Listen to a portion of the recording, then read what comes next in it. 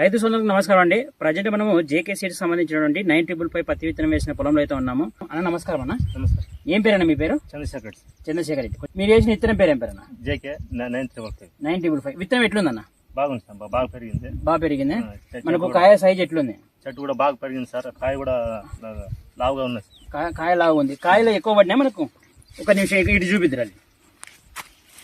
కాయలు మనకు చాలా ఎక్కువ పడ్డాయి అనమాట. పత్తి ఆల్రెడీ పగిలింది. మనకు పత్తి తీయడానికి కూడా చాలా సులువుగా ఉంది. పత్తి తీయడానికి కూడా మనకు చాలా సులువుగా ఉంది. సో మీరు ఈ జేకే 955 విత్తనం వేసినప్పుడు మీకు మొలక శాతం ఎట్లుంది? బాగా వచ్చింది. అంటే వేసిన ప్రతి విత్తనం మొలిచింది. బాగా వచ్చింది. విత్తనం మీకు ఇప్పుడు యావరేజ్ గా మీకు ఎకరాకి ఎంత దిగుబడి రావచ్చు? 15 నుంచి 20 క్వింటాలు వస్తుంది. 20 క్వింటాలు వస్తుంది. ఇంత వేడిలో వచ్చేసి మనకు ఈ మే నెలలో ఈ వేడి ఎక్కువగా ఉంది.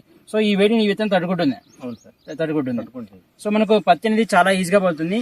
ఈ జేకే 955 యొక్క లక్షణాలు చూసుకున్నట్లయితే ఈ విత్తనం మనము వర్షాధారానికి వేసుకోవచ్చు, అదేవిధంగా నీటి కింద వేసుకొని సాగు చేసుకోవచ్చు. అదేవిధంగా ఈ జేకే 955 విత్తనం మనకు అన్ని రకాల పొలాలకు సూట్ అవుతుంది. ముఖ్యంగా మనకు ఈ రసం పీల్చే పురుగులను, అదేవిధంగా గులాబీ రంగు పురుగు తట్టుకుని రైతుకు మంచి దిగుబడి ఇచ్చే పత్తి విత్తనాల్లో మనకు ఈ జేకే 955 పత్తి విత్తనం మనకు ఎక్కువ దిగుబడి అయితే ఇస్తుంది అనమాట. సో ఈ రోజు డేట్ వచ్చేసి 12 మే 2026. సో ఈ ఎండలో కూడా మనకు ఈ విత్తనం వచ్చేసి బాగా ఉంది. మనం ఎక్కడ చూసుకున్న కాయలే అనమాట. మనకు కాయలు అయితే ఎక్కువగా పడినాయి.